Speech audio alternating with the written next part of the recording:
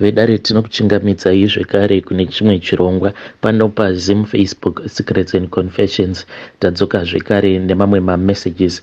Message yedu yekutanga yakamira sekudai: so hanzi makadi zvenyu mukoma, ndinokumbirawo kuti munge muchindipostirawo nyaya yangu makavhika chitupa changu. Inini mukoma Nashi ndakauyawo kuno but handikwanisa kuti ndinge ndichikuudzai gore riro randakauya kuno kuSouth Africa nekuda kweizvo zvandakazoita. So ndakati ndauya kunoku ndainge ndisina kana munhu wandainge ndichimboziva, saka ndaitongogarawo zvangu murengi, ndichitongorarawo murengi. But murengi muya makabva mazotanga kurambidzwa vanhu kuraramo nemataxi driver nekuda kwekuti mainge mava kubiwa.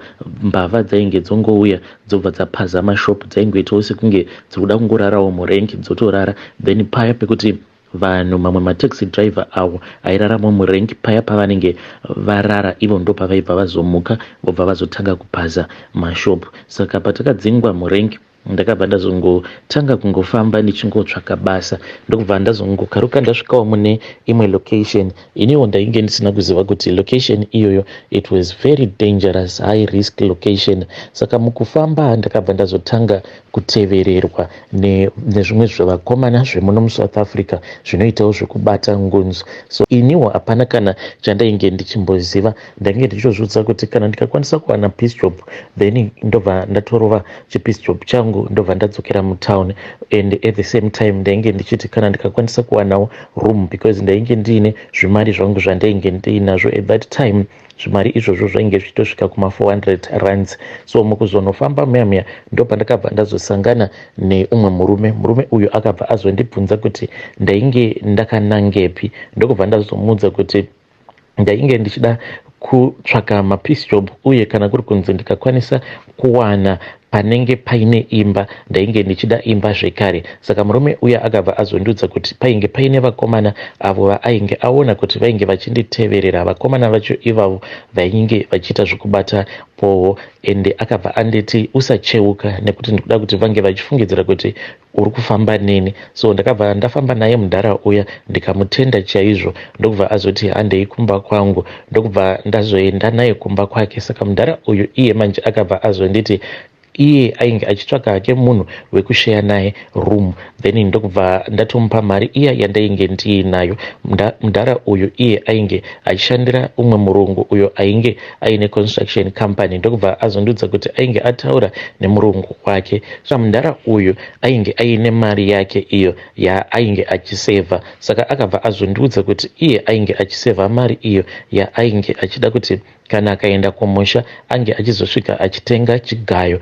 Mukoma ipapo ndakabva ndatongobatwa nemweya wakashata, because kubasa kwacho tainge tichishanda nezvimwe zvikomana zvemuno muSouth Africa. Saka mukuzonotaura nazvo ndakabva ndazongorasikawo kutaura rimwe zuva apo paainge asina kuuya kubasa mudhara iyeye, because ainge akati ainge achida kunotsvaka zvigubhu zvekare nemabhakets avo aainge achida kuti ange achizoenda nawo kumusha. Saka pane chimwe chikomana icho chandainge ndichiwirirana nacho, ndainge ndisingatoziviwo kuti chikomana ichi madzikoma acho vainge vachitoitawo zvekutobata ngunzu. Saka ndichitaura nacho chakabva chandibvunza kuti ko Alec aripi, not his real name. Ndikabva ndati Alec aenda kunotsvaka zvigubhu nemabhakets nekuti ari kuda kuenda kumusha. Chikabva chati saka ane mari. Kandikati mari anayo, ari kutofanira kutoti ange achienda kunotenga chigayo. Ndokubva ndatotanga kutomuexplainera kuti chii chinonzi chigayo, because vanhu vemuno zvigayo havatonyatso Then ndokubva atonditi saka chinoita mari. Ndikabva ndamuudza maprizes zvainge zvichiita panguva yacho iyoyo. So mukomana Nashi zuva rinotevera mufana uyu akabva azouya zvekare kwandiri, akabva anditi ainge aine dhiri iro raainge achida kuti tinge tichizoita. Iniwo ndakabva ndabvuma. Already mulocation imomo ndainge ndichida kubvamo, but mari ndainge ndisati ndanyatsokwanisa kuunganidza mari yakati wandei kuti ndikwanise kubvamo mulocation imomo, because ndainge ndichitoona kutoti location iroro even though accommodation yainge yakachipa, but it was a high risk area.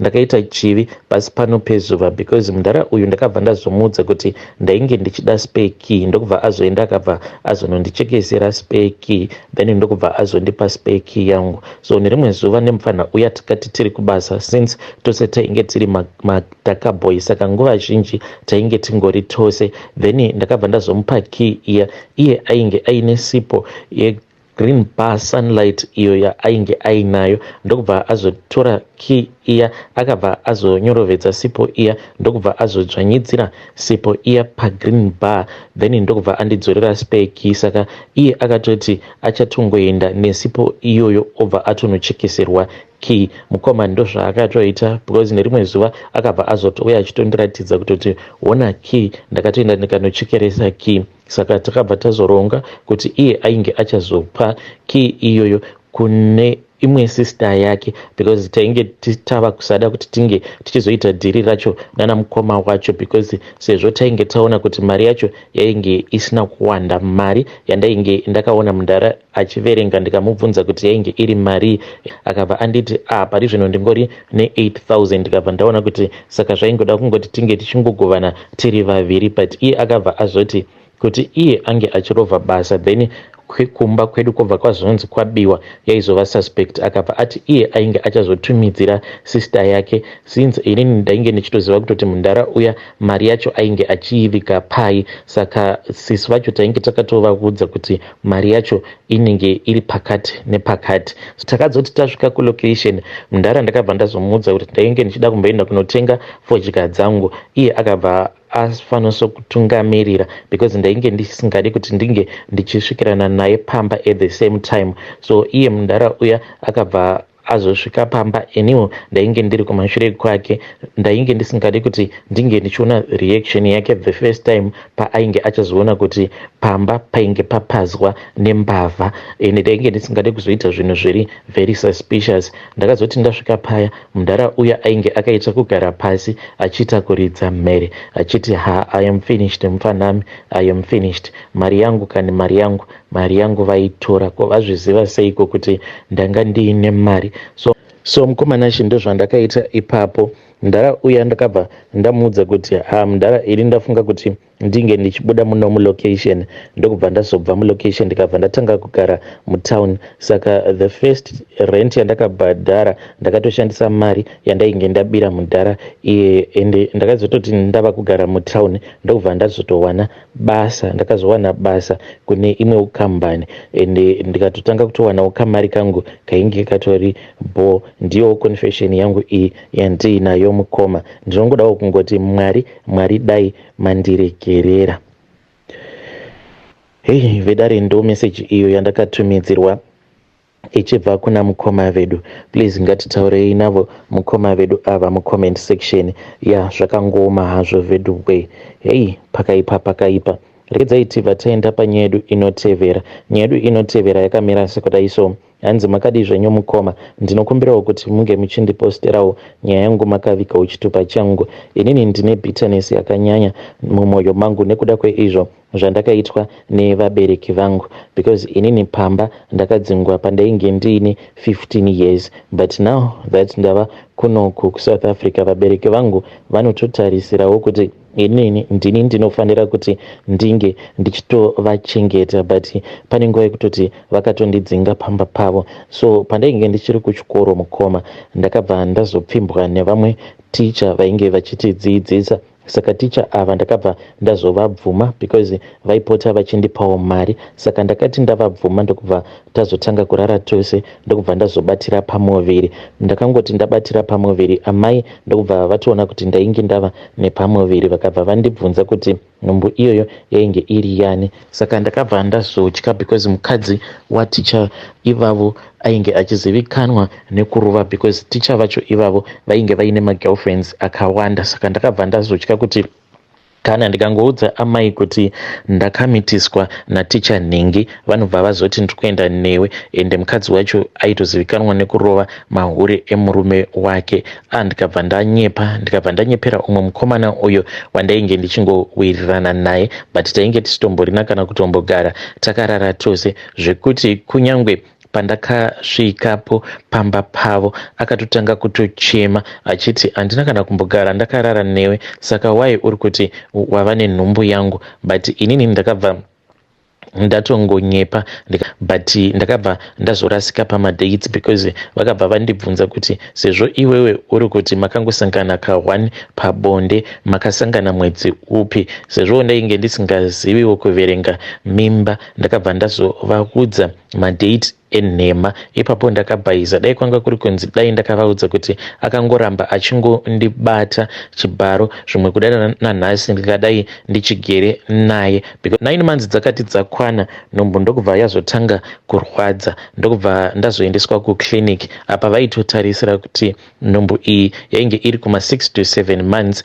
but ndokubva ndatonozvara mwana wangu a full term baby, then vakatotarira baby card vakatoona kuti mwana uyu ainge asiri premature. Vakabva vadana vabereki vangu ndokubva ndatorwa nevabereki. Ndakanyadzisa muvillage mukoma zvekuti takati tichisvika kumba vabereki vangu vakabva vandidzinga vakabva vati iwe hatingakurovi nekuti uri muzvere but chiona kuti ungaenda kupi. Mukoma I was very desperate, ndokubva ndatongoenda kumba kwaticha vaya. Mukadzi uya akamboda kundirova but ega akatoona kutoti munhu uyo hapana pandingambomurova nezvaari because ndainge ndichitori muzvere. Mukoma nashi ndaitongoshungurudzwa but ndakabva ndazotiza manje ndikabva ndazonotanga kugara kugrowth point. Ndainge ndiine imwe friend yangu uyo ainge achigara pagrowth point ainge ava kutoitawo zvekutengesa muviri wake. Ndakazoti ndarumura mwana ndokubva ndazoenda ndikabva ndazonosira vabereki vangu mwana but vakabva vazoramba.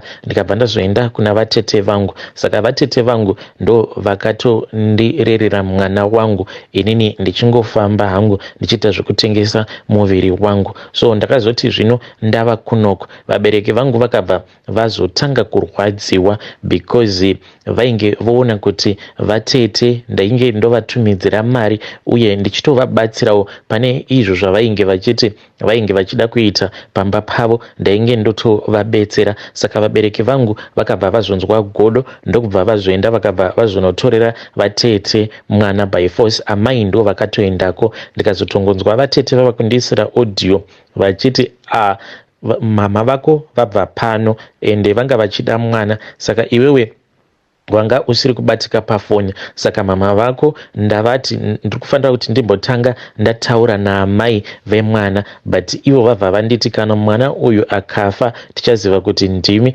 munenge mamuroya uye muchamudya. Pandainge ndichiri kumusha ndichiita zvekutengesa muviri amai vaitondifonera vachitoti ziva kutoti kubva zuva ranhasi hausisiri mwana wangu but now vabereki vangu vanototarisira kuti ndinofanira kuti ndinge ndichitovachengeta. Saka ndo bitterness yandiinayo mumwoyo mangu iyoyo, even though vabereki vangu ndichivatumidzira mari but ndinenge ndiine kakunyunyuta ako kandinenge ndiinako mumwoyo mangu. Hei vedare ndo message iyo yandakatumidzirwa ichibva kuna vahanzvadzi vedu. Ngatitaurei navo vanzvadzi vedu mucomment section. Pakaipa rekedzai tibva taenda panyedu inotevera. Nyedu inotevera yakamira sekudai so. Hanzi makadi zvenyu mukoma, ndinokumbirawo kuti munge muchindiposterawo nyaya yangu makavigawo chitupa changu. Inini mukoma, I am married to a former minister's son. Handidi hangu kutaura zvakawanda, so mukoma zvishoma zvandinokwanisa kukuudzai ndeizvo zvakaitika soon after ndabva mukutizira mukomana wangu uyu akazova murume wangu but already vainge vakatouya kumba then vakatobvisa mari but we had promised each other kuti teinge tichazosangana pabonde uye tichazogara tose semukadzi nemurume after our wedding day. So pane pamwe paakazondiinvita kumba kwavo because ainge achiti kwainge kuina vamwe ambassador vainge vari kumba kwavo, saka ainge achida kuti ndinge ndichizovaona. So this was like the first time ever seeing an ambassador. So ndakabva ndazoenda kumba kwavo kuya, then vakazoti vaenda vanhu vaya, the guy then akabva azoti ndichakuperekedza kumba kwenyu time yakazova time ende pamba pavatezvara vangu like he has 23 rooms pamba pavo kwacho kwavanototi ndo the main family house, but he has a lot of houses in Harare. So akabva azonditi ndichakuperekedza later on, saka vana vavatezvara vangu like maspare bedrooms avo kwaari ari kure the main bedroom. So akabva azongotora that advantage, akabva ati come let me show you something. Ndokubva ndamutevera ndikabva ndaenda kuspare kwake. Takati tiri kuspare kwake munhu ndokubva akiya door akabva ati akusisina kwauchaenda. Ndakaramba ndikati no, ingawani takavimbisana kuti tichazotanga kurara tose after tachata, but akabva atoti zvakangofanana, ndakatokubvisira mari utori mukadzi wangu. Ndikatoona kuti panapa there was no escape. Munhu ndokubva andimanikidza ndikabva ndatorara nemunhu paya, saka ndichingobva mukunorara naye ndakabva ndatoti saka kumba kwacho handichadzokeri. Munhu ndokubva atofara. That is how I became his wife. Takazosara tochata tose, but ndainge ndava kutogara pambapo pemaparents emurume wangu. So pane pamwe murume paakazoti we had gone out of the country, then vatezvara vakabva vazouya muspare bedroom and ndainge ndakarara. It was late at night. Ndainge ndakatokiya madoors. I don't even know how he managed to get into the spare bedroom, but ndakavhunduka because I felt so much weight on my chest, like paine munhu ainge akandigarira. Pandakapepuka ndakabva ndatoona kutoti vamwene vangu vainge vakandigarira pachest pangu apa vainge vasina kupfeka, and I could not even move my body. Ndainge ndichita sekunge munhu akabatwa nemadzikirira, but ndainge ndisingaroti, ndainge ndichitoona zvose zvainge zvichiitika. Ndakatoona vatezvara vangu vainge vasina kupfeka vakamiramo muspare bedroom muya apa vainge vakabata imwe hari iyo yavainge vakabata. Vakati vapedza kudaro ndo pandakabva ndangobatwa nehope zvekuti throughout the night I could not even wake up. Mangwana acho pandakamuka, mukomanashi, ndo pandakabva ndaona kuti ndainge ndava kutobleeda. That was the first time when I lost my baby. I had a miscarriage. Nombo iyo, I think it was only 1 month pandakaita that miscarriage. So from there on ndakabva ndazoita miscarriages anokwana iyo kuita 5 ndisati ndazobata mwana. By the time pandakazobata mwana mumaoko tainge tava kugara kuno kuSouth Africa, but yei mukoma handidi hangu kutaura zvakawanda. Like before our wedding day takapiwa ivhu iro ratakanzi taifanira kuti tinge tichizoisa mvura yekugeza. So we went to bath, me and my husband. Ivhu iri takaripiwa navamwene. Then murume later on akazonditi ivhu ratageza naro unoziva kuti ndere pai here. Ndikamubvunza ndikati ndere pai, akabva ati rainge rakanotorwa kumusha ende rainge rakatorwa paguva rasekuru vanova vari baba vakabereka vatezvara vangu. Saka hanzi it is a form of protection, sezvo ndakarorwawo mumhuri mune vanhu vane mari, billionaires and millionaires. Saka ivo vanozviprotecta nemushonga, because now that we were planning kuti tinge tichizoya kuzogara kuno kuSouth Africa, akati kuSouth Africa kuno hijack like vanhu vane mari vanohijackiwa, then vanhu vaya vanenge vava hijacka vanobva vazoda yavanoti ransom, and it will be a lot of money. Saka akabva ati tinenge tichichengetedzwa nemweya wasekuru vake. So that is why tainge takapiwa ivhu iroro kuti tinge tichizogeza naro ivhu iroro, so to protect ourselves from mbavha kuhijackwa nekuita sei nekutevererwa nembavha. After the house had been bought, patakauya kuno kuSouth Africa ndakagara hotel, a 5-star hotel for 2 good years. Ndakazvara mwana kwangu ndigeremo muhotel imomo. Apa imba tainge tatotenga kudhara, we could only go there uchingonochekawo imba yako, buying some household furniture nei, but pamba apa painge pachigara vamwe sekuru ava ing'anga. Sekuru ivavo, what I realized is vanotoshandidzana nevanhu vane zvigaro zvepamusoro-soro. Sekuru ava ndeve kuZambia, ing'anga yekuZambia. Saka sekuru ava vakagara pamba pangu for more than a year. Saka we were told kuti izvi zvainge zvichiitirwa kuti no matter what, kunyangwe mbavha ichida kuuya kuzopinda pamba pedu ichida kuzotibira, like inobva yatongoshaya pamba pedu, like munhu uyayo anongoona atongova musango achitongofamba musango yet anenge akatotarisana nemba yedu. So mukoma ndo zvimwe zvinhu zvandinokwanisa kungokuudzai, even though my heart keeps on telling me kuti ndinge ndichikuudzai mamwe deep secret, but hey mukoma ndingori muroora zvangu, handidi kuexposa zvakawanda, ndosaka ndangotaurawo izvo zvakaitika kusaidi kwangu inini mushure mekunge ndatanga kugara nemurume wangu who is a former minister's son. Hey, vedare ndo message iyo yandakatumidzirwa ichibva kuna vanzvadzi vedu. Naimi zvazvakangooma hazvo vedu we, zvakaoma hazvo vedu we. Please ngatitaurei navo mucomment section. Hanzi handidi kunyanya kuenda too deep, pakaipa yo.